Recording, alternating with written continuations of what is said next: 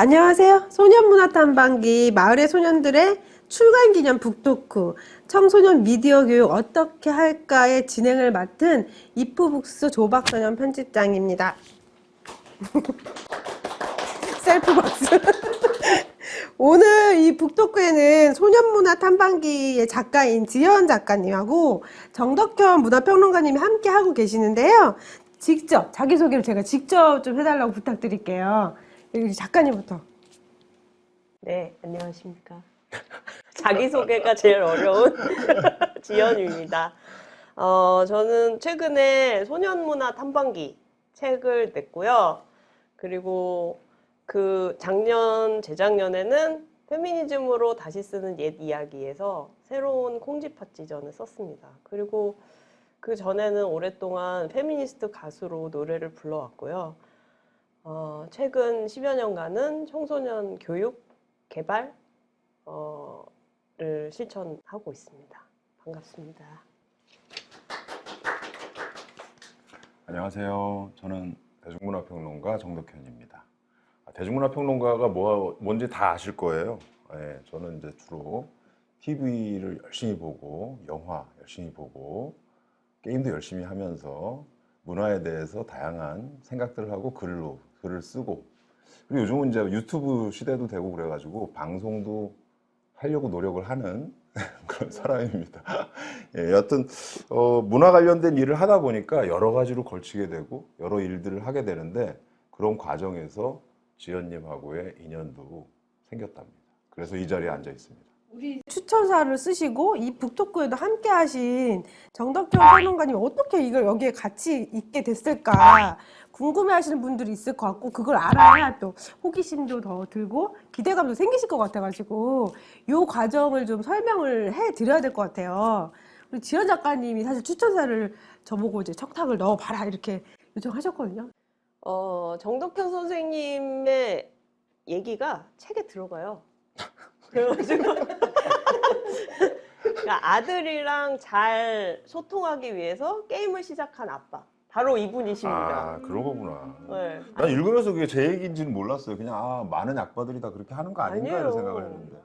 아닌가요? 네, 그래서 사실 이 책은 저는 쓰면서 누구한테 말 걸기를 하면 좋을까라고 생각을 했을 때 엄마들은 아니라고 생각했어요. 왜냐하면 엄마들은 이미 너무 많이 하고 있어요. 하고 있고, 네, 그리고 그거에 대한 스트레스도 엄청 많이 받고, 그리고 그 압박도 있기 때문에 이제 엄마들은 좀 거기서 놓여놨으면 했고, 아빠들이 자신의 아들, 남성 청소년 동거인과 잘 소통하는 어떤 계기를 만들었으면 좋겠다. 이 책이 그런 역할을 했으면 좋겠다라고 생각을 했는데 거기서 정덕현 선생님이 그 아들과 맺고 있는 관계라든지 그 관계 안에서 경험했던 것을 들려주신 얘기가 저한테 되게 큰 영감을 줬고 그리고 이 책이 진행되는데도 많은 또 도움이 되어서 정덕현 선생님한테 추천사를 받았으면 좋겠다. 꼭 유명해서가 아니에요. 아, 그렇구나. 네. 나 또 유명해서인 줄 알고. 네. 제가 착각했습니다. 중요한 건 제가 전혀 이런 의도 없이 그런 얘기를 막 했던 것 같아요. 근데 그 전에 우리가 몇 년 전이었죠? 2년 전이었나? 2년 전이요. 2년 전에 1년 동안 전국을 떠돌면서 젠더 토크 콘서트라는 걸 했잖아요. 네. 같이 하면서 그때 아마 이제 서로 많이 알게 된 것 같고 그 당시에 저도 모르게 이제 저 소개하면서 뭐 게임 얘기도 많이 하고 아들과 게임도 한다. 절대 제가 게임을 좋아서 하는 건 아니다. 아들과의 소통을 위해서 내가 억지로 배우는 거지 절대 뭐 그런 건 아니다라는 얘기를 많이 했어요. 근데 그걸 가지고 또 이렇게까지 영광을 받았다니까 제가 영광이고요. 예.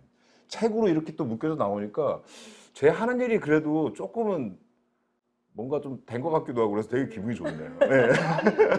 너무 필요한 추천사였고 시선이었고 경험이었던 것 같아요. 그래서 나는 이제 지연 작가님이 정덕현 평론가님한테 얼마나 반가운 마음으로 다가갔을까가 이제 느껴져가지고 괜히 저도 추천사 청탁하면서 괜히 반가웠던 기억이 있거든요. 그래서 그런 얘기를 좀 드리고 싶어가지고 요청했던 거고요. 이제 뭐 본격적인 이야기를 하기 전에 사실 이 제목 얘기를 조금 같이 저 제목과 오늘 북토크의 제목이 약간 또 다르기 때문에 요 설명이 좀 있어야 될 것 같아요. 예, 소년문화 탐방기 마을의 소년들 책 제목은 이런데 오늘 북토크의 주제는 청소년 미디어 교육 어떻게 할까라는 정말 야 이거 정말 답이 있으면 이게 정말 대박인데 이 어려운 주제로 우리가 북토크를 하게 됐다는 거죠. 그럼 이 책에 어떤 내용이 있길래 작가님이 어떻게 접근해서 어떤 이야기를 들었길래 이런 북토크를 하게 되었을까에 대한 얘기를 좀 해야 될 것 같아서 저 10대 남자 아이들에 관해서 얘기할 때 이 미디어 뭐 접근법, 얼마나 다양한 미디어에 어떻게 노출되어 있는지 이런 얘기들을 안 할 수가 없잖아요. 그래서 이 책이 나온 건데 이제 그 얘기를 좀 작가님이 차근차근 해주시면 좀 좋을 것 같아요. 네. 그 북토크를 구상을 할 때 이 책을 소개하는 걸로 다가가면 어쩌면 그 여러 분들이 원하시는 이야기를 나누기 어려울 수도 있겠다는 생각이 들어가지고 아예 제목을 많은 분들이 필요로 하시는 청소년 미디어 교육 어떻게 할지에 대한 얘기를 좀 나눠보자 이렇게 해서 북토크의 방향을 잡았고요. 사실 그것이 저의 좀 질문이기도 했어요. 이 책을 쓸 때. 그래서 지금 미디어 관련해가지고 고민들이 굉장히 많으시고 그것은 양육자뿐만 아니라 학교 현장에서도 굉장히 많이 고민하고 있는 부분인데 우선은 첫 번째로는 우리가 함께 살고 있는 소년들이 어떤 문화를 경험하면서 사는지 어떤 미디어 환경을 경험하면서 사는지 알아야 그 다음 단계로 교육이 가능하다. 이런 이제 출발로 이 책을 쓰게 된 거죠. 그래서 이제 사실은 청소년 미디어 교육의 첫 번째는 우리가 그들을 알아야 된다. 어떤 것을 경험하고 있는지 그들의 경험 세계에 다가가야 한다는 거예요. 그래서 오늘은 이제 주로 그런 얘기를 하게 될 것 같습니다. 이게 미디어라고 이렇게 얘기하니까 되게 어려운 것 같지만 사실 코로나 때문에라도 애들이 줌이나 뭐 아니면 온라인 이클래스나 뭐 여러 가지 이미 미디어에 노출이 되어 있는데 우리는 사실 그게 뭔지 물론 아예 모르는 건 아니고 금방 알아볼 수는 있지만 근데 애들은 또 그것뿐만이 아니라 그걸 통해서 더 많은 것들을 분명히 접하고 있거든요. 그래서 소통이 또 안 되고 소통을 하려고 알려고 하니까 여러 가지가 부딪혀. 일단 언어도 잘 모르겠고 접근법 자체도 어렵고 이걸 다 못하게 해야 되냐 이제 부모들끼리도 맨날 모이면 그 얘기를 하고 난리가 났단 말이죠. 이제 이런 이야기들을 사실 다 너무너무 갈증을 하세요. 특히 제 주변에는 다 아이를 키우시는 분들이 많다 보니까 그래서 이제 이 북토크에 관련된 사전 질문을 받았어요.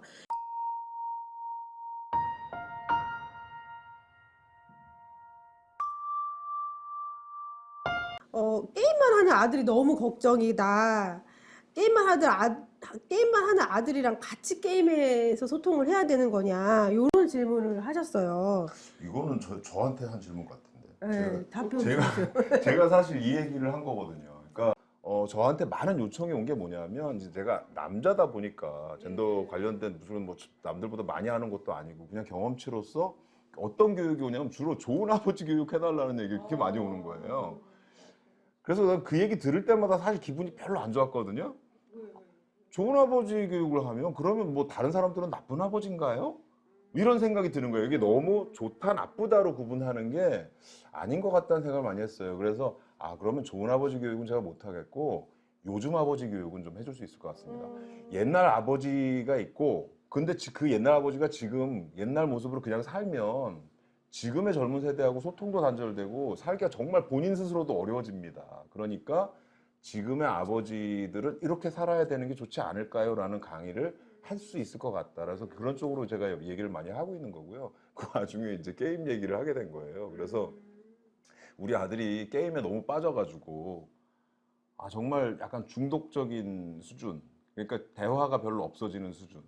계속 요즘은 사실 핸드폰 모바일 게임 같은 걸 많이 하기 때문에 진짜 집에 앉아가지고 방에 들어가서 이렇게 하고 있으면 뭘 하고 있는지 잘 모르겠고 그렇잖아요. 물론 뭐 TV를 본다면 그거는 딱 보이니까 이렇게 할 수 있지만 근데 그러다 보니까 점점 대화가 안 되더라고요. 그래서 제가 어쩔 수 없이 같이 게임을 하게 된 거죠. 그래서 같이 게임을 하다 보니까 진짜 놀라운 건데 요즘은 이렇게 같이 이렇게 그 클랜을 짤 수가 있더라고요. 아들하고 저하고. 그래서 같이 클랜 짜가지고 클랜에서 그전에는 대화가 안 되는데 그 안에서 대화를 하니까 대화가 되더라고요. 그리고 이제 그 클랜에 오래 하고 있으면 좋은 게 뭐냐면 우리 아들이랑 처음에 둘이 시작했는데 이제 좀 지나니까 이제 아들 친구가 들어오더라고요. 자연스럽게 아들 친구하고 대화를 하게 되고 정말 좋은 거면 그 아들의 친구의 아버지가 들어오면 정말 재밌는 거예요. 그래서 이제 클랜이 완전히 짜져요. 근데 아들의 친구의 아버지는 완전 만렙이야. 그러니까 너무 잘하는 거. 이 양반이 뭐 어디 새마을금 저 지점장인데 일은 안 하고 맨날 게임만 하나 봐요. 그러니까 좀 레벨이 보통이 아닌 거예요. 그래서 그 안에 들어가가지고 그 아저씨랑 정말 물어보면서 막 이 요즘 애들이 너무 게임을 많이 하고 이러니까 너무 이게 큰일 난 문제 아니냐. 이런 대화를 해야 되잖아요. 근데 이런 대화는 일도 안 하고 게임 얘기만 하는 거예요. 어떻게 하면 그렇게 할 수 있습니까? 얼마 정도 투자를 해야 됩니까? 재밌어요. 예, 그럼요. 그 다음에 이제 오프라인, 같은 동네니까 오프라인에서 만나서 맥주 한잔 마시면서 같이 얘기를 하니 너무너무 좋은 거죠. 그리고 그런 얘기를 아들한테 가서 했더니 아들도 좋아하더라고요. 그래서 그런 과정들을 거쳐서 아버지가 먼저, 그러니까 부모가 먼저 바뀌어야 뭐 게임을 하건 뭘 하건 일단은 소통의 물꼬가 터져야 그 다음에 들어간다. 얘기가 맞아. 할 수 있다. 네. 여지가 근데 생긴다. 부모로서도 되게 새로운 경험을 하신 거네요. 어쨌든. 그럼요. 예. 그래서 이 부분을 어디 가서 되게 많이 해줘요.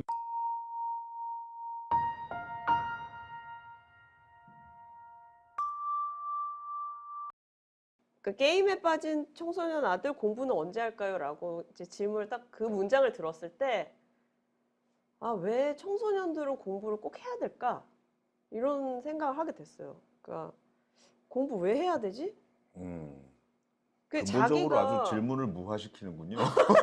자기가 동기부여가 안 되면 사실 하기 맞아요. 되게 그게 어렵잖아요. 맞는 거예요. 공부는 동기부여가 최고예요. 네, 그러니까 누가 시켜서 하거나 이런 거는 정말 그냥 그건 스트레스고 너무 힘든 거고 삶의 고통이 되는 건데 스스로 하고 싶을 때까지 좀 기다려주고 동기부여가 되는 어떤 환경을 만들어주는 게 더 중요할 것 같다는 생각이 들고 공부를 해야 해. 의무나 혹은 책임으로서 계속 그것을 주어주면 안 될 것 같아요. 그래서 그러니까 이제 양육자가 이런 전제를 가지고 있을 때 아이가 공부 말고 다른 일을 할 때 심각하게 불안해지는 거죠. 이 아이가 과연 네. 미래를 잘 준비할 수 있을 것인가. 그러니까 사실 이거는 아이의 문제가 아니라 내 문제예요. 아이를 바라보는 양육자의 문제. 그러니까 이건 내 불안을 해소해야 되는 것 같아요. 그리고 우리 때는 사실 잘 좋은 아이에게 뭐 그 전형이 있잖아요. 공부 잘하고 그렇죠. 공부를 열심히 하고 그런 모범생 막 그 엄친아 엄친딸 뭐 이런 이미지가 있다 보니까 내 아이도 그쪽으로 자꾸 이렇게 몰려고 하는 게 있어요. 그러니까 아니라고 하면서도 어느 순간 제발 한 번만 공부하는 모습을 보고 싶다. 내가 게임하는 뒤통수가 아닌 책을 보는 뒤통수 한번 보고 싶구나. 그게 무리한 부탁일까? 이제 이런 이야기를 하게 되거든요. 그러니까 그게 이제 내 머릿속에 어떤 상이 있는 거잖아요. 맞아요. 예. 아이라면 지금 학생이라면 네. 이런 모습을 갖춰야 되고 이런 상, 이런 틀로 내가 가진 틀로 내 세계관으로 아이를 보니까 이거 거기에 그냥 끼워 맞추고 싶은 거죠. 그러니까 저는 이걸 어떻게 해결했냐면 뭐 같이 제가 하는 것도 있지만 여가 개념으로 얘기를 해줬어요. 야, 이거는 게임은 있잖아. 여가야, 여가. 그러니까 내가 이제 재밌게 취미 활동도 할 수 있고 여러 가지 할 수 있잖니. 너 기타도 치지, 게임도 하지, 뭐 TV도 보지, 뭐 여러 가지를 다 할 수 있는데 그 중에 하나가 게임이야. 게임만 하는 건 좀 문제가 있지 않을까? 게임도 해. 근데 다른 것도 해. 그러니까 네가 본래 해야 될 일들, 학생으로서 해야 될 일들을 하고 그 다음에 나머지 시간을 게임으로 해. 그래서 게임하는 시간을 정해줬어요. 이거 되게 중요해요. 예, 게임하는 시간을 하루에 뭐 1시간이든 뭐 이렇게 정해주고. 지금 되게 중요한 말씀 해주신 게 뭐냐면 게임은 어떤 여러 가지 선택지 중에 하나가 될 그렇죠. 수 있다는 것을 꼭 알게 해야 되는 거예요. 그러니까 제가 소년문화 탐방기에서 만났던 소년들은 그 대한 문화를 계속 이제 문화 운동으로 실천하는 마을에서 성장한 소년들이었는데 이 소년들한테는 그게 있었어요. 게임 말고도 즐거운 시간을 확보할 수 있는 다른 것들. 뭐 나가서 축구를 한다든가 농구를 한다든가 자전거를 탄다든가 아니면 모여서 뭐 보드 게임을 한다든가 이런 것들이 있었기 때문에 게임은 그냥 여러 가지 선택지 중에 하나이니까 내가 이걸 안 하는 맞아요, 것을 맞아요. 선택할 수도 있고 하는 것을 일정 시간만 선택할 수도 있는 거예요. 그런데 이제 이 질문을 주신 양육자분께 제가 부탁드리고 싶은 것은 혹시 내 아이의 일상이 충분히 즐거운가? 그리고 무엇으로부터 혹시 도피하고 싶은 것은 아닌가? 이것을 좀 잘 살펴봐 주시기를. 그래서 게임 말고도 다른 즐거운 경험들을 할 수 있게 기회를 제공해 주시면 좋을 것 같다. 공부를 안 해서 두려운 건 내 문제다. 아이의 문제가 아니다.를 좀 생각해 주시면 좋을 것 같다. 거든요. 야, 음악은 인간의 삶을 굉장히 풍요롭게, 인생을 풍요롭게 할 수 있는 하나의 진짜 굉장히 좋은 취미다. 그래서 너 음악을 해라 이렇게 얘기한 거거든요. 그래서 저는 똑같은 거죠. 음악이나 게임이나 이게 다 같은 거예요. 그래서 그 많은 것 중에 하나라고 생각하고 생각을 하면 부모 입장에서도 아, 얘가 한 가지 목적만 갖고 딱 살면 얼마나 앙상하고 재미가 없겠어요, 사는 게. 너무 길어요. 그리고 그렇게 살기 맞아요. 우리도 지금 심심해 죽겠잖아요. 맨날 똑같은 것만 하니까. 그러니까 다른 것들을 어려서부터 많이 접하게 되면 걔 인생이 정말 굉장히 풍요로워질 수 있다는 생각을 한다면 부모 생각도 조금 달라질 수 있지 않을까 하는 생각이 들어요. 부모 생각이 많이 바뀌어야 되는 것 같고 사실 이거랑 관련된 질문으로 소통 얘기를 안 할 수가 없는 게 소통이 안 되다 보니까 사실 한 시간에도 한 2시간 하는 것 같다 보이고 게임을 그러니까 왜 저렇게 게임만 할까 근데 얘기를 들어보니까 게임만 한 게 아니더라고요.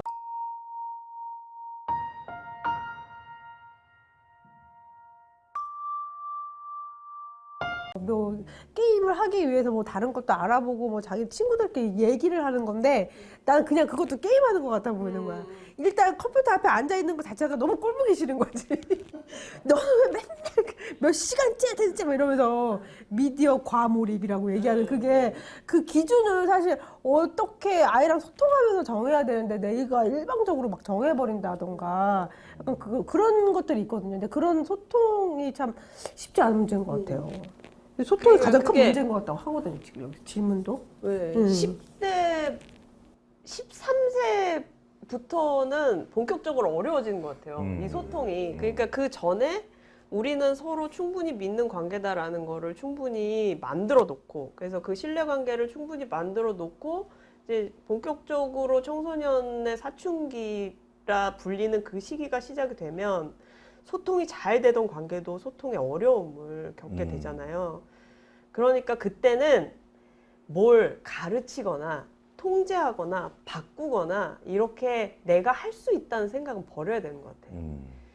그리고 그냥 좀 지켜봐주고. 현실적으로 안 돼요.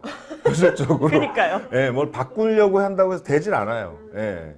그냥 지켜봐주고 대화를 할 때도 공감적 경청이라는 거가 되게 중요하거든요. 그러니까 내가 어떤 판단이나 평가의 기준을 가지고 자녀를 대하는 것이 아니라 이제 경청하고 공감해 주는 거예요. 그러니까 공감하는 태도로 경청해 주는 거죠. 이거 진짜 어려워요. 맞아요. 어려워, 이거 거의 어려워. 득도의 수준이에요. 네, 이거 진짜 어려운데 음. 저는 이제 교실에서 계속 그것을 연습하는 거예요. 그 얘기가 많이 있어 이 책 안에. 네, 다양한 학생들이 있고 다양한 태도를 보이고 그리고 특히나 제 수업은 아무 얘기나 다 할 수 있다가 전제이기 때문에 진짜 들으면 너무 깜짝 놀랄 얘기들도 많이 나오지만 그 즉각적인 판단이나 어떤 평가나 뭐 이런 얘기는 하지 않아요. 대신 어떻게 하냐면 그 얘기를 들으니까 내 마음이 조금 걱정스럽다. 난 걱정스러운데 어때? 라고 질문을 하죠. 그래서 내 마음이 이렇다는 걸 전달을 하고 그리고 내 마음이 이렇다는 걸 네가 들었을 때 어떤가? 다시 질문을 해주면 그때 이제 서로 대화가 되더라고요. 그래서 이제 그런 좀 어려운 시기에 청소년들을 만나면서도 대화를 할 수 있었던 것은 저의 태도가 공감적 경청을 하겠다는 어떤 정말 이를 악물고 그 좌절과 실패 중간중간 이 책에 나오는데 네, 좌절과 실패 해가지고 막 소리 지르고 막 그러기도 해요. 그런데 그 뭐 어쩔 수 없지. 나도 인간이니까. 그 이제 그런 많이 게 필요하다. 힘드셨군요. 네. 그랬습니다. 아니 여기 책에 나오는데 그 애가 이 죽일 놈의 성교육이라고 했다고 네. 그때 막 너무 그 놀랬던 이런 현장의 이야기가 이 책들에 있거든요. 근데 이 질문에서도 현장 이야기가 듣고 싶다 막 이렇게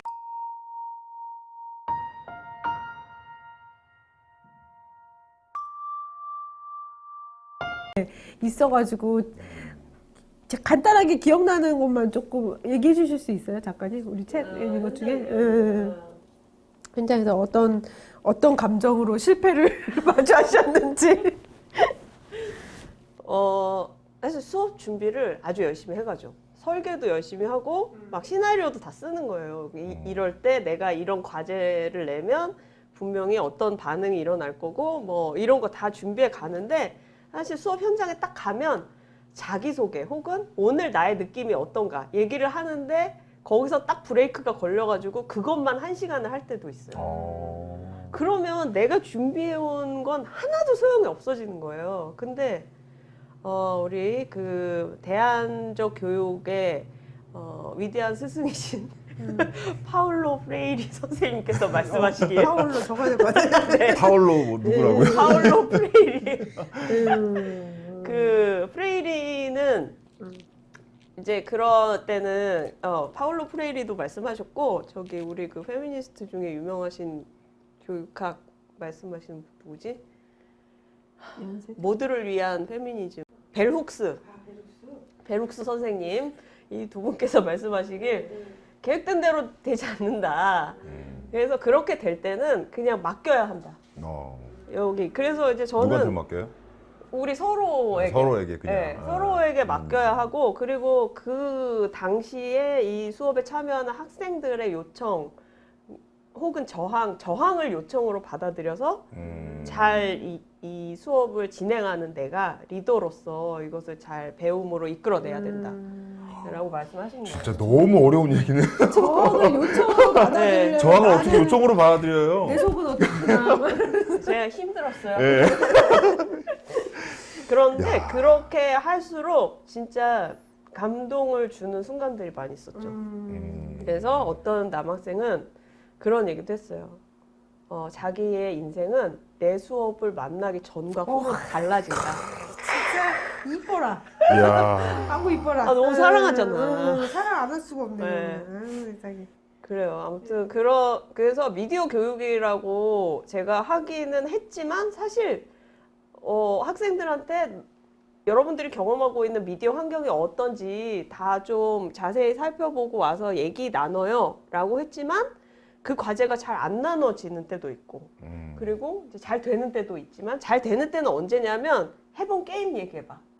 내가 알고 있는 게임 얘기해봐. 이런 얘기 하면 수업 시간이 모자랄 정도로 맞아요. 쉬는 시간도 없이 막 진행이 되는 거예요. 그래서 저의 미디어 교육은 그랬고 이제 현장에서의 경험이라는 것은 주로 제가 마음을 열고 어떤 판단이나 평가도 하지 않고 충분히 얘기를 들어주는 거. 이제 그런 게 저의 가장 어려운 것이었고 또 그리고 보람 있는 순간이었고 뭐 그렇다고 할 수 있어요. 그런 부분들이 제일 많이 와닿았던 것 같아요. 경험적으로요. 이게 사실은 그냥 생각을 정리해서 뭐 이렇게 하는 책들도 많이 있지만 이론서들이 생생한 얘기들 이런 것들이 탐방기에 다 들어가 있어서 그런 부분들이 되게 많이 와닿았던 것 같아요. 근데 지금 말씀하신 대로 다른 사람의 얘기를 그렇게 잘 들어주고 그 다음에 잘 말하는 법도 되게 중요하거든요. 그게 정말 어른들한테는 정말 필요한 교육들인 것 같아요. 어른들이 전혀 못하거든요, 이거를. 맞아. 생각을 안 하면 자기도 모르게 해왔던 방식으로 막 하게 돼요. 근데 저는 이걸 누구한테 많이 배우냐면 저희 와이프한테 진짜 많이 배웠어요. 그러니까 저는 약간 그냥 옛날 사람이거든요, 진짜. 그래서 아버지가 했던 대로 저도 그냥 툭툭 애들한테 뱉고 뭐 이렇게 해. 뭐 이런 말투 자체가 이런 게 되게 많았는데 어느 순간 저를 딱 앉혀놓고 저희 그분께서 앉혀놓고 그렇게 얘기하면 할 것도 안 합니다. 오. 아, 그렇게 얘기하시면 안 되고 청유형으로 바꾸래요. 오. 그 말투 자체도 청유형으로 하지 바꾸고. 않을래? 뭐 이런 식으로. 네, 뭐 아니 이렇게 하면 어떨까? 아. 오히려 질문으로 던지는 게 훨씬 낫고 그쵸. 선택은 본인이 하라는 거죠. 그래서 그렇게 해서 이게 효과가 있을까라는 생각을 했거든요. 근데 그게 의외로 굉장히 큰 효과가 있고 아이들한테 진짜 놀라운 건 그거예요. 아이들도 본인이 내가 좀 너무 심하게 게임하나? 이런 걸 본인이 알고 있어요. 네, 그걸 모르는 게 아니에요. 알고 있는데 그걸 알고 있으면서 옆에 자기의 그런 고민이 있을 때 들어주는 사람이 있고 들어줘서 그 사람이 들어줄 것이다라고 믿는 아이와 그게 없는 아이는 완전한 차이가 있다는 거예요. 그래서 그냥 옆에서 아빠가 뭐 해라 마라 이런 얘기가 아니라 그냥 같이 게임하면서 뭐 이렇게 또 뭐 그냥 다른 얘기하고 물론 속은 뭉그러져요. 왜냐면 속은 얼마나 답답하겠어요. 지금 얘 공부해야 되는데 근데 그냥 하는 거죠. 그렇게 하고 있으면 어느 순간 와서 본인이 얘기를 하거든요. 아, 내가 요즘 게임을 좀 너무 많이 하는 것 같아. 근데 이것도 시간이 좀 그런 것 같아. 그래서 아빠 나 이제 고3 됐으니까 나 이 게임 지울래. 지워버리더라고요. 멋있어. 그래서 내가 1년 동안 사실은 혼자 외롭게 클랜에 방에 남아가지고 아이는 나갔는데 나 혼자 앉아가지고 할 수 없이. 외롭게 지켰어요, 1년을. 그랬더니 클랜을 지켜야 되니까. 예, 1년에 얘가 이제 시험 끝나고 와가지고 예, 아니요. 아니 그 게임은 이제 트렌드가 지났으니까 벌써 나왔을 줄 알았는데 아직도 거기 있냐고 나보고 그러더라고요. 그러니까 사실은 아이는 믿어주는 만큼 옆에서 그냥 가만히 들어주는 만큼 찾아온다는 거예요. 그 문제가 있으면. 근데 부모가 좀 급해서 마음이 성급해서 그리고 내 기준이 먼저 있잖아요. 내가 많이 경험을 해봤다는 거, 나는 이렇게 살아왔다는 거, 그 기준에 자꾸 맞춰서 보니까 급해지는 거죠, 마음이. 이게 말이 쉽지가 않아요, 실제로. 그래서 네. 그런 교육이 좀 필요한 것 같아요. 그럼 여기서 돌발 질문해. 지금 내 개인적인 고민인데 애가 프로게이머가 되겠대.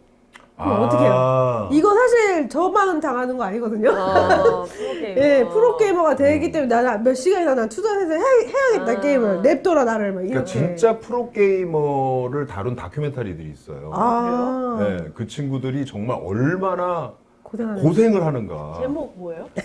유튜브나 이런 데 가서 쳐보세요. 유튜브에 프로게이머 다큐 이렇게 찍잖아요. 그러니까 여하튼 그 프로게이머들이 어떻게 실제로 했는가가 나오는 것들이 있거든요. 그러니까 하루 종일 밥만 먹으면 계속 게임만 하는 거예요. 그리고 이 자판 움직이는 속도를 보면 야, 나는 못하겠구나 라는 걸 일찍 알 수 있고요.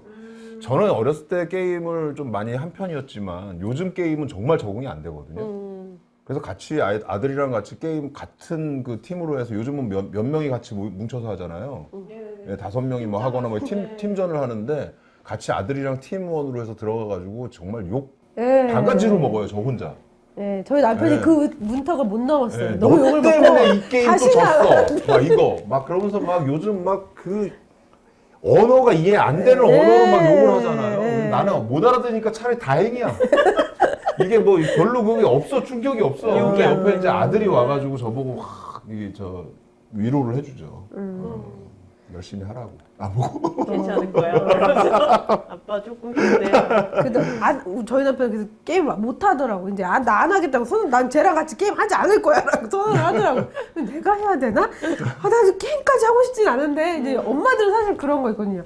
그 먹고 있고 자꾸 의식주를 해주는 것도 힘든데 내가 쟤랑 소통하겠다고 게임까지 해야 돼? 약간 그 피로감이 확 와가지고. 해야 된다는 거죠. 그래. 시선만 달리하면 되는 예, 거죠. 엄마들은 좀 그런 입장이 있다. 근데 아들들도 이 소년들도 엄마가 게임하는 것을 그닥 원하진 않더라고요. 그치, 그런 거, 네. 그럴 거야. 그치. 왜냐하면 꼭 게임 이 안에서 이렇게 재미가 없어, 이루어지는 같이 하면. 또 네. 문화가 너무 좀 못해서 레벨이 안 맞아서. 그런 것도 있고 여성 혐오적인 그것도 문화가 있어요. 또 있어서 아, 그게 있죠. 네, 그러니까 이제 우리 엄마가 여기 들어왔을 때 엄마가 경험해야 되는 어떤 뭐 모욕이라든가 이런 것들 다 예측할 거 아니에요. 그러니까 이제 그것도 좀 불편할 거고. 저는 그거 되게 많이 당했어요. 그니까요, 그러셨다면서요. 못하니까. 못하면 다 그 여성 비하 발언. 저를 그렇게 알고 있어요. 저 그 캐릭터로 그러면 남자라고 막 그래도 막 뭐라 아니라고 막 어. 그러면서 그러더라고요. 그런 걸 또 알더라고요. 그러니까 해보면 그런 용어들의 그 정말 여성 혐오적이고 특히 부모, 어떤 게임 앱에서는 엄마라는 단어 자체가 금지어더라고요. 네. 아예 그걸 쓸 수가 하도 그게 욕에 붙어서 나오니까.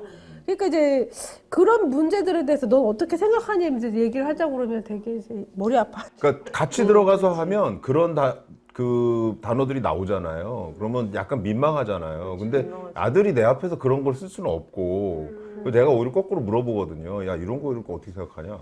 그러면 뭐 그런 애들이 있어 이렇게 본인이 맞아요. 얘기하는 거죠. 그럴 때 나는 굉장히 기분이 이게 소통이 되고 있구나 라는 생각을 하게 되죠. 근데 이 문제는 사실 아이들도 같이 공감하면서 뭔가 얘기하는 기회는 있으면 집에서 좋을 것 같다는 생각은 해요. 고민하더라고요, 자기도. 그래서 쟤는 너무 입이 걸어서 쟤랑은 안 하고 싶어. 자기도 기준이 생기는 거예요, 이제. 같이 팀을 짜도 그렇게 욕을 너무 많이 하는 애들하고는 안 한다든지 그렇게 관계 자체가 좀 달리 형성하고 자기 기준을 만들어가는데 도움이 되기 때문에 그런 게 중요한 것 같아요. 이제 스스로 판단해서 어떤 것이 유해한지, 어떤 것이 나를 불편하게 하는지, 어떤 것이 좀 내 주변 사람들을 상처 입게 만들 수 있는지 이런 걸 스스로 판단할 수 있는 어떤 감각을 가지는 거? 맞아요. 그런 게 중요한 것 같고 그거는 사실 그냥 학교나 사회에서는 만들어줄 수 없는 것 같아요. 이제 그 감각을 배울 수 있는 현장은 가정이거나 이제 자기가 가장 믿고 신뢰하는 사람들 사이에서 그게 가능한 건데 그래서 이제 가정이 어떤 사교육의 현장이 되거나 아니면 학교의 연장선상에 있기보다는 이렇게 좀 감각을 길러내는 배움의 현장이 되었으면 하는 그런 마음이 있죠, 저는. 예, 또 질문으로 들어온 것 중에 하나가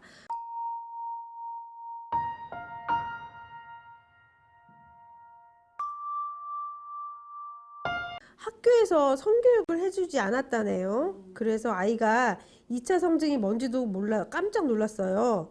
저는 엄마로서 13살 남자아이를 가르쳐 주는데 한계가 있고 남편은 아이와 얘기를 찬찬히 할 시간도 별로 없어서 걱정입니다. 이런 질문이 있어요. 이런 케이스가 사실 되게 일반적이기도 하거든요. 아빠들은 직장 생활과 뭐 여러 가지 코로나임에도 불구하고 이제 집에 잘 있을 수 없는 상황이고 엄마랑 남자아이 소년이랑 단둘이 이제 집에서 뭔가 그렇게 삶의 배움의 현장을 해야 되는데 너무 어려운 거죠. 이질적이어서 일단 어디서부터 시작해야 될지 모르는 경우가 많거든요. 정말 어려운 문제예요.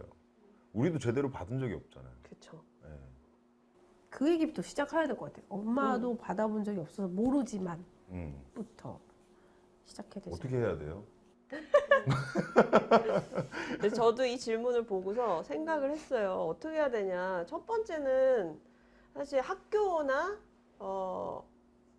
이 교육 담당하는 뭐 교육부라고 하면 너무 거창한가요? 아무튼 국가의 공교육을 담당하고 있는 기관에 이것을 요청해야죠. 그러니까 사실 유치원 때부터 연령에 맞는 성교육이 차근차근 이루어져야 되는데 그것이 전혀 되지 않고 있는 현실이고 지금 주로는 폭력 예방 교육, 그래서 이제 성폭력 예방 교육이 유치원 같은 데서 되고 있는데 그것도 사실 지금 성교육이라던가 아니면 관계교육에 대한 내용을 다 포함하고 있는 것이 아니라 위험을 어떻게 예방할 것인가에 집중하고 있는 것들이 많아서 우리가 기대하는 성교육 수준은 아니에요. 그리고 1년에 한 번? 뭐 이 정도기 때문에 이건 사실 말이 안 되잖아요. 우리가 어떻게 그런 성문화라던가 관계라는 것에 대해서 1년에 한 번 1시간짜리 교육 받는다고 그게 되지 않으니까. 절대 안 되죠. 네.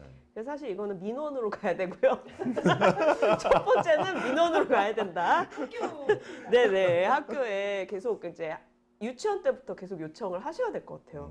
그 두 번째는 내가 여성인데 남성인 아들을 가르치기가 어렵다고 생각하시는 구체적인 이유가 뭔지를 한번 좀 곰곰이 생각해 보셨으면 좋겠어요. 왜냐하면 성교육을 하는 강사의 대부분이 여성이거든요. 사실 여성들이 그걸 전담하고 있어요. 뭐 남녀를 떠나서 성교육은. 그러니까 이건 사실 성별의 문제는 아니고 내가 오히려 뭔가 성별 고정관념에 갇혀 있는 건 아닌가. 그래서 그것에 좀 도움을 받을 수 있는 책 같은 것들을 좀 보셔도 좋을 것 같고, 그리고 이제 가정에서 할 수 있는 건 어렸을 때부터 연령에 맞는 뭐 그림책이라든가 이런 것들을 같이 보면서 자연스럽게 우리가 몸의 변화라든지 이런 것들에 대해서 얘기할 수 있게. 그래서 이제 제가 학부모 성교육을 나갔을 때 가장 처음 하는 것은 내가 어떤 신체나 섹슈얼리티에 대한 불편감이 있는지를 점검하라는 거예요. 그러니까 양육자 당사자가 그런 불편감이 있으면 잘 얘기가 안 되거든요. 아, 그렇구나. 네, 그래서 내가 나의 뭐 섹슈얼리티를 떠올렸을 때 어떤 느낌을 갖게 되는가를 먼저 점검을 하고, 거기에 혹시라도 조금이라도 불편감이 있으면 그걸 먼저 해소하고 그 다음에 아이와 얘기할 수 있어야 한다고 말씀을 드리고요. 그 다음에는 이제 아빠가 아들의 성교육을 전담할 수 있다고 생각하시면 안 될 것 같아요. 왜냐하면 우리 세대는 다 성교육을 제대로 받은 세대가 아니고, 지금 저보다 좀 젊은 한 30대, 40대 정도 되신 분들도 마찬가지라고 생각하거든요. 제대로 된 성교육 받은 적이 없어요. 그렇기 때문에 아빠한테 맡겨두면 마치 포르노그래피를 같이 보면서 그것을 교재 삼아서 아들 성교육을 시키라고 하는 것처럼 메시지가 전달되기 때문에 그거는 절대 안 되는. 제가 책에도 썼지만 포르노그래피는 절대 허용하면 안 된다. 이것은 어떤 한 인간을 온전한 인격체로 보게 하는 것을 방해한다. 그래서 그런 이미지 정보가 계속 쌓이기 때문에 정말 나쁜 거거든요. 그래서 포르노그래피를 봤을 때 불편한 마음을 갖게 하는 그 감각은 계속 키워줘야 되지만, 이것이 마치 허용되는 어떤 것으로 되는 것은 막아야 된다고 이제 굉장히 강력하게 썼는데, 저도 이런 메시지를 쓸 줄 몰랐어요. 왜냐면 저는 굉장히 뭔가 이제 뭐 마스터베이션이라는 노래도 만들고 섹슈얼리티에 대해서 굉장히 개방적인 사람이고, 뭐 우리 자위 워크숍하고 막 이런 거 했었기 때문에 내가 포르노그래피에 반대하는 사람이 될 거라고는 상상도 못했는데. 그건 다른 문제니까. 그러니까요. 네. 그런데 이제 뭐 포르노그래피 산업을 봐도 그렇고, 그리고 지금 이제 이 포르노그래피가 계속 너무나 이 자극을 중심으로 해가지고 더 폭력성이 더 막 되는 거예요. 그런 걸 봤을 때 이것은 우리가 더 이상은 뭐 아동 청소년 혹은 청년 남성들 여성들에게 허용적이면 안 되겠다, 이런 결론을 내렸죠.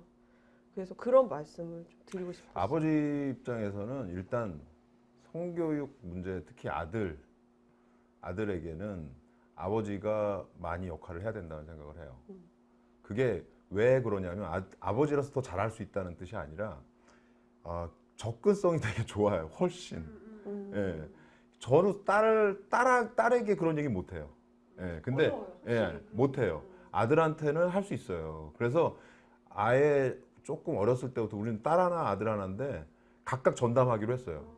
그래서 아예 이제 와이프가 아들은 당신이 해. 나 힘들어 이거. 근데 나 구체적인 얘기 못 해. 그럼 그걸 어떻게 해? 그랬더니 학구적인 방법으로 해결할 수 있어. 책을 사준 거죠.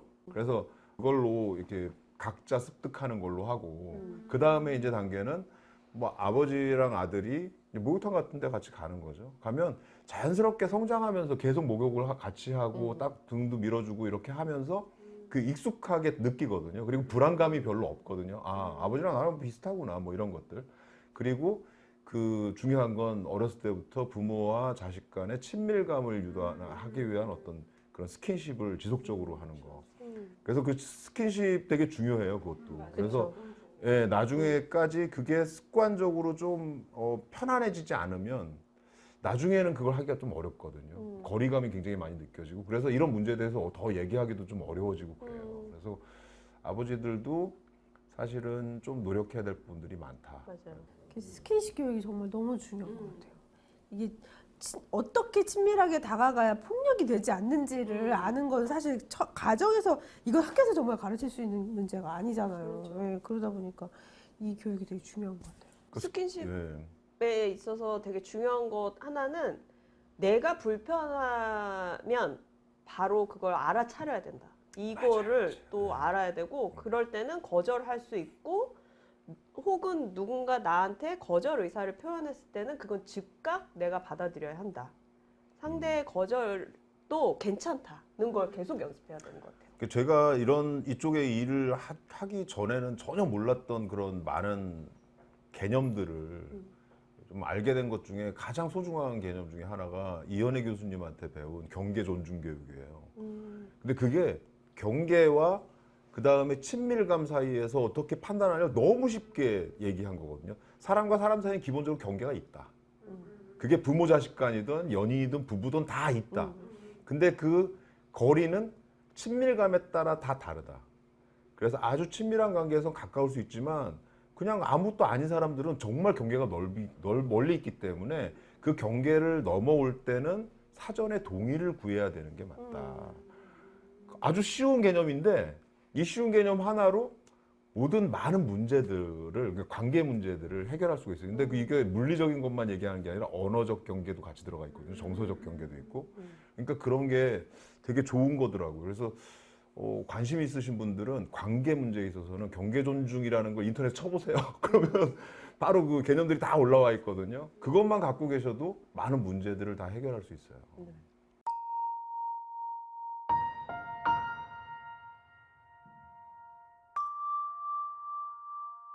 또 질문 중에 또 약간 우리가 얘기를 해볼 만한 질문이, 그리고 우리 작가님이 특히 얘기를 해주셨으면 좋겠는 게, 소년들의 관심사와 언제까지 어떤 것에 관여하고 제한을 둬야 할지 라는 약간 추상적인 질문이지만 사실 요거 되게 궁금할 것 같거든요. 이 책에 좀 많이 들어있는 내용이기도 해요. 아이들이 10대 소년들이 어디에 관심이 있는지, 게임이면 게임 어떤 부분 뭐 이런 것 좀 설명해 주시면 많이 도움을 받지 않을까 싶거든요.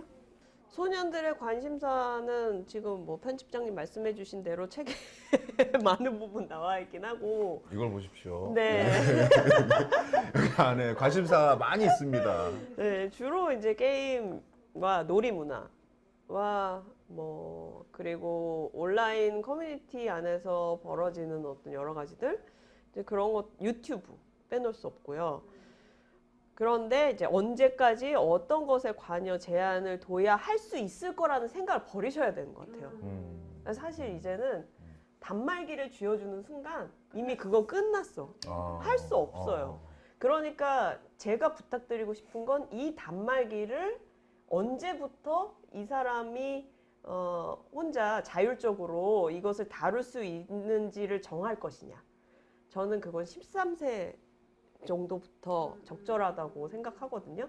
그전에는 이걸 자율적으로 한다고 두는 건 어떤 상황이냐면 그냥 강남역 지하철 그 왜 지하 보도 있잖아요. 네네. 거기다가 미아방지 팔찌 안 채우고 그냥 놔두는 거랑 똑같은 것 같아요. 무서운 얘기 하시네. 네, 진짜 무서워요. 제가 온라인 세계에 들어가 보니까 그렇게 무섭더라고요. 길을 잃을 수 있는 거죠. 너무 그럴 가능성이 높고 10중 8구는 그래요. 그런데 만약에 이 아이들이 이 아동 청소년이 친밀한 관계에서 어떤 건강한 자기의 뭐 가치관이라던가 아니면 감각을 키우지 못했는데 길을 잃었을 경우에는 진짜 어떻게 예측할 수 없는 결과가 나올 수 있죠. 그러니까 사실 단말기를 처음에 그러니까 뭐 컴퓨터라던가 노트북, 태블릿, 스마트폰 등을 언제 이 사람이 자율적으로 쓸 수 있을지 결정하는 그 나이를 일단 생각하셔야 된다. 저는 13세 추천드리고요. 그것도 13세도 좀 제한을 경험을 해야 돼요. 하루에 몇 시간만 내가 쓸 수 있다. 이런 걸 계속 연습해야 돼요. 그거는 그 최근에 학교에서 스마트폰 금지하는 거, 핸드폰 금지하는 거에 대한 얘기가 나왔었잖아요. 근데 저는 어떤 뭐라 그래야 되죠? 그런 거. 일단은 부분적 금지가 들어가야 된다고 생각하는 초등에서는 완전히 금지하고 그 다음에 중등도 사실 뭐 수업 시간이나 쉬는 시간 이럴 때는 쓰지 못하게 그래서 학교 이후에 이제 부모의 동의 하에 쓸 수 있도록 그리고 고등 정도 되면 저는 뭐 전면 자유를 해도 가능할 거라고 생각하는데 인권위에서 학생들이 휴대폰을 소지하는 것을 금지하는 것이 아동 청소년 인권에 반한다, 침해의 우려가 있다라고 이렇게 권고했다는데 저는 오히려 이것을 그냥 주어지는 게 아동 청소년의 인권 복지 차원에서는 심각하게 걱정스럽다 이렇게 말씀드리고 싶어요. 그러니까 한 번 주면 그 다음에 거둘 수는 없거든요. 맞아요. 걷는 건 너무 이제 힘들어요. 그때는 폭력과 강압 막 이런 억압 막 이런 게 그러니까요. 들어가지 않아 불가능해. 예를 들어서 그런 거예요. 이제 술, 알코올과 같은 경우에 유럽에서는 이제 뭐 몇 살부터는 저알코올은 할 수 있고 그다음에 뭐 높은 도수의 알코올은 몇 살 이상이 돼야 된다. 그래서 이렇게 나이별로 알코올에 대한 규제가 있더라고요. 근데 한국은 어때요? 그런 거 없죠. 지금 뭐 19살이에요? 아니면 20살인가? 만 19? 19세일 거예요, 19세. 그러니까 근데 물론 비공식적으로 그 전에 다 마시긴 하지만 그쵸, 그쵸. 공식적으로는 만 19세가 넘어야만 모든 알코올이 섭취가 가능한 거잖아요. 그래서 본물 터지죠. 네, 19세. 그러니까 막 과하게 자기가 술을 마실 수 있는지 네. 없는지도 모르고 막 쓰러지고 심지어는 사망하기도 하고 뭐 이런 일들이 벌어지는데 저는 좀 안전하게 경험할 수 있는 것들을 계속 연습을 좀 해야 된다. 그래서 이 연령에 따라서 차등을 두고 좀 뭐 금지나 통제나 이런 것들이 좀 가해지는 것이 오히려 아동 청소년 복지나 인권 측면에서 바람직한 것이 아닐까 이렇게 생각합니다.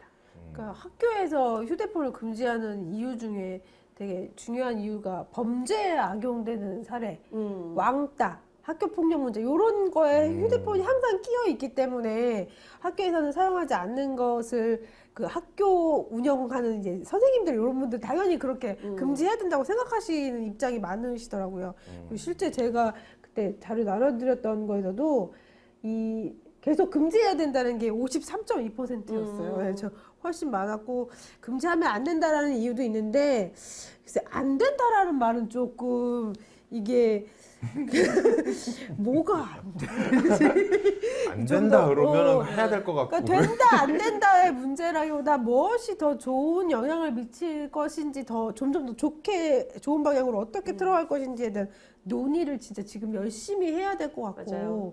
그 논의를 이제 어른들끼리 할 게 아니라 아이들하고 같이 함께 해야죠. 예, 해야 될 것 같아요. 저는 저런 고민을 하는 시간이 더 필요하다고 생각해요. 그러니까. 이건 됩니다. 이거 안 됩니다. 왜 될까요? 되는 데는 이런 이유들이 있습니다. 안 되는 거는 왜 이런 이유들이 있습니다. 이걸 가지고 같이 뭐 이렇게 토의도 해보고 하는 그 과정들이 중요한 거지. 결과적으로 뭐 된다 안 된다 이거 자체보다는 그 맞아요. 과정이 더 중요하다고 생각해요. 그리고 너무 이게 아동 청소년을 다 묶어가지고 학생 범주에 넣고 이 기간 동안은 아무것도 못해 이게 너무 심하잖아 맞아요, 한국에서는. 맞아요. 네. 그러니까 이 안에서도 얼마나 차이가 커요. 아, 그러니까 그렇죠. 초등, 중등, 네. 고등에 고등은 다 엄청 차이 차이가 나죠. 다르고 네. 그리고 거의 고등은 이제 성인의 맞아요. 네. 범주에 들었다고 봐야 되기 때문에 이쪽은 조금 또 다르게 생각해야 되고 초중등 어떻게 할 건지에 조금 더 집중해서 생각하면 좋겠다. 이런 제안을 좀 드리고 싶어요.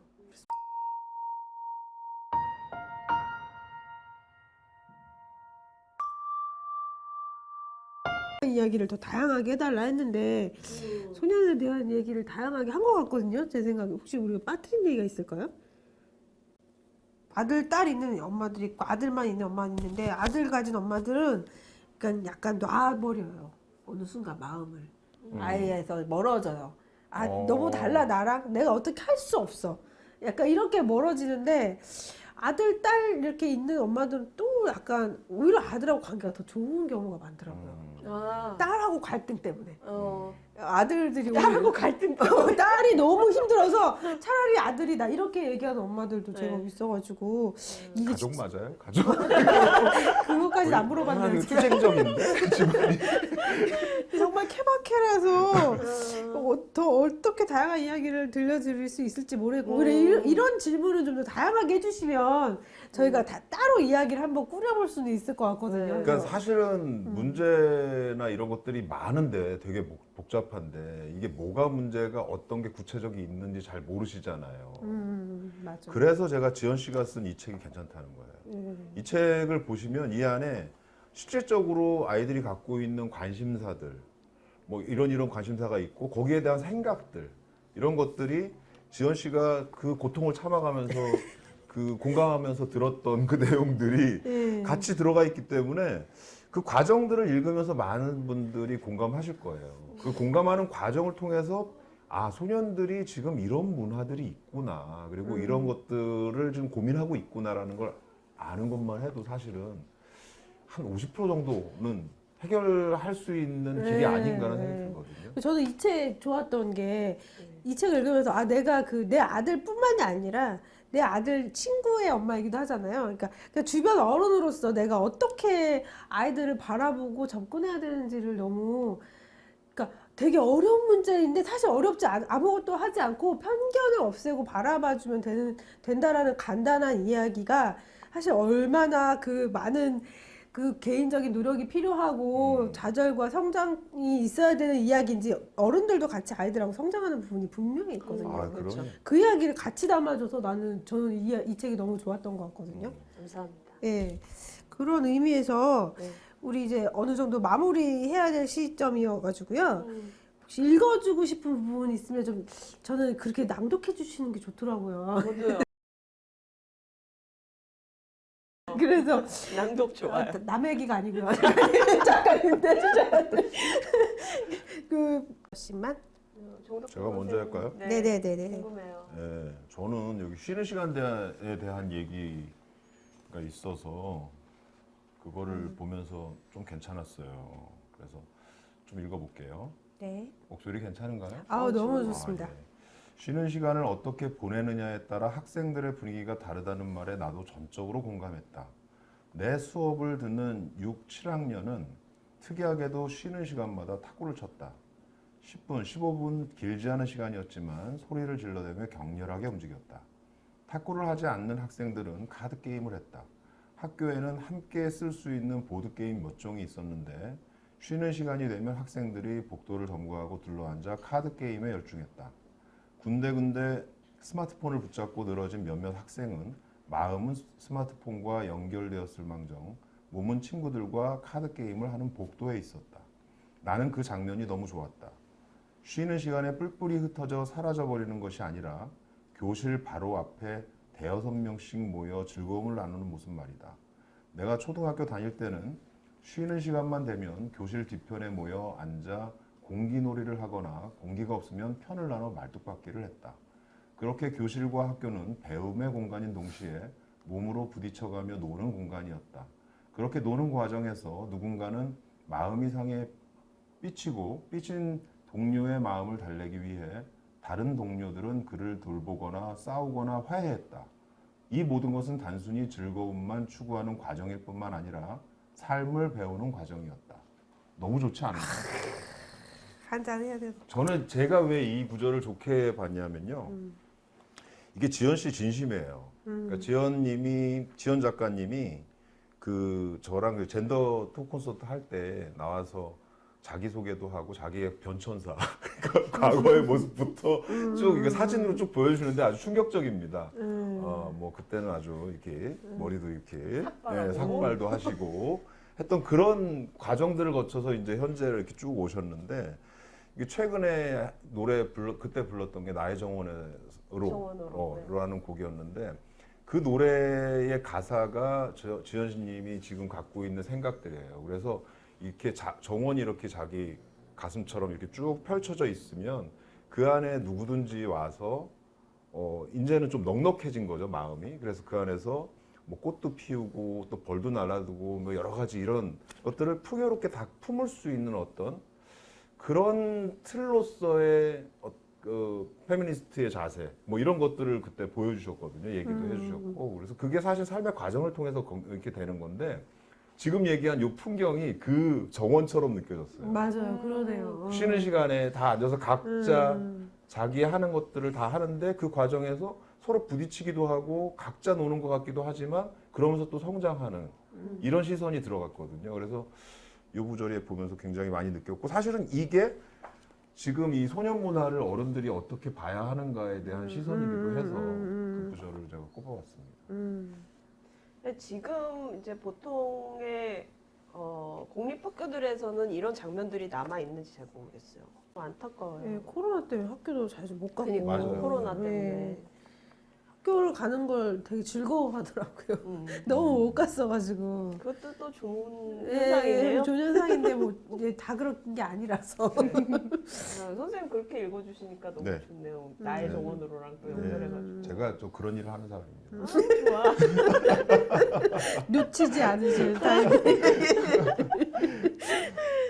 네, 저는 163쪽에서 뽑아봤는데요. 네. 남성 문화는 소년들의 관계를 공감하고 돌보는 관계로 만들지 않는다. 소년들은 연애를 통해 가족 이외의 사람과 처음 맺는 친밀한 관계에서 많은 것을 새로 경험하고 배운다. 어느 날 이 친밀한 관계가 끝날 때 경험하는 상실감과 슬픔을 어떻게 다뤄야 할지 몰라 당황한다. 남자는 평생 딱 3번만 울어야 하고 시련의 상처로 징징대는 것은 남자답지 못하기 때문이다.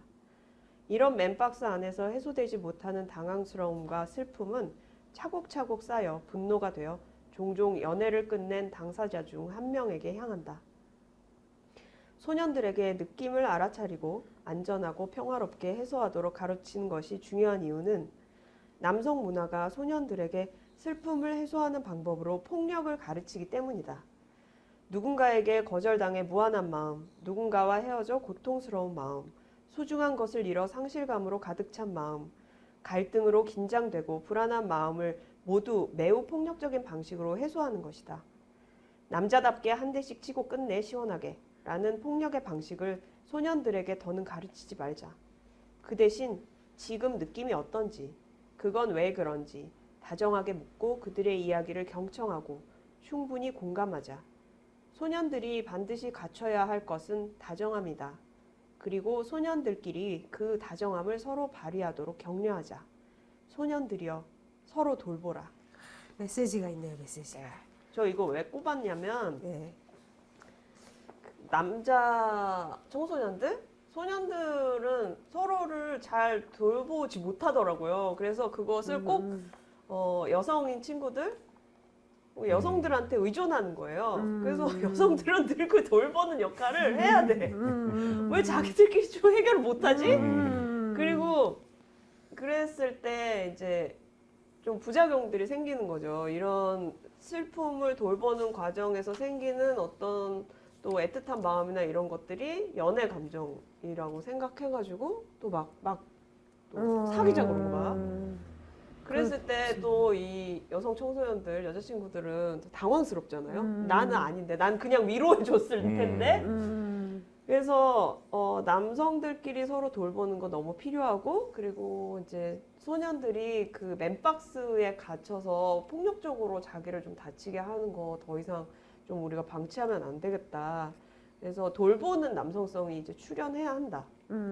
그리고 이제 지금 청년 페미니스트들이 굉장히 싫어하는 게 뭐냐면 더 이상 좀 남자들 돌보라는 얘기 좀 하지 말라고. 근데 제 책의 메시지는 소년들 돌봐야 되는데 소년들끼리 좀 돌보는 거 가르치자. 이거예요.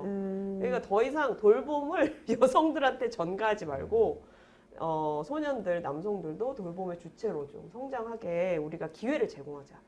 이런 얘기를 하는 거라서 저는 좀 이게 저한테 중요한 메시지였던 것 같아요. 네. 이 편집장님도 있어요? 저도 해야 되나요? 네. 잠깐만요. 이 책이 너무 뭔가 어떤 막 주장을 하고 이러진 않아요. 주장을 하고 이러지 않지만 되게 담담하게 보여주면서 같이 해보지 않을래라고 되게 다정하게 권유하는 느낌이 있거든요. 이 책 전반에. 저는 이제 그런 느낌들이 너무 좋았어가지고, 그러니까 딱 어느 한 부분이라고 얘기하기보다는 이 책 자체의 그 톤이라고 할까? 이게 너무 다정해서 다정하고 따뜻한 느낌이 너무 좋은 거죠. 구체적인 건 못 찾으신 걸로. 아니, 너무 많다니까요? 지금 저랑 싸우자는 거예요, 지금. 그럼 제가 요거 읽을게요. 이제 소년들에 대한 어떤 그 팁이에요. 소년들을 이해하는. 몇 페이지예요? 71페이지요. 네.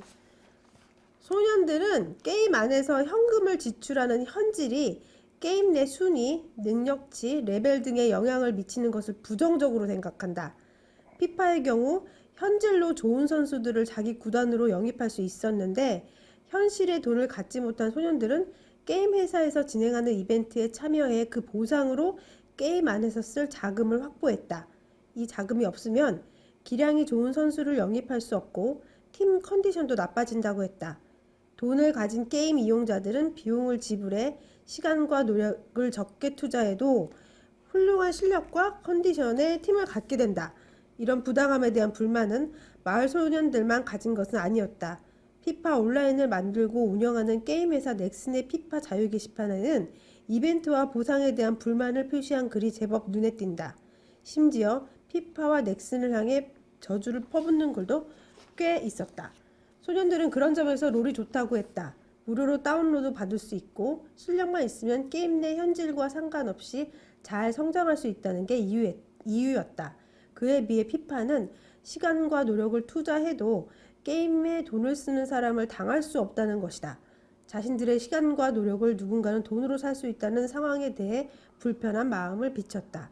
그들이 돈을 갖지 못해 기회를 박탈당하는 경험을 하고 이것은 부당하다는 문제의식을 갖게 했다. 최근 화두가 된 공정함과도 관련이 있었다. 마을 소년들이 온라인에서 큰 목소리를 내는 사람들과 다른 점은 돈만 있으면 더 많이 누릴 수 있는 상황을 당연하게 받아들이지 않는다는 것이었다. 사실 이게 어떤 게임을 좋아하고 싫어하고 왜 그런지 부모들은 잘 모르거든요. 근데 이런 팁들이 사실 이 책 안에 곳곳에 있기 때문에 요거는 진짜 일부분이고요. 그래서 부모들이 좀 아이와 대화를 하기 위해서라도 이런 팁들을 얻어갈 수 있는 책이다라는 걸 저는 좀 설명을 해드리고 네. 싶었습니다.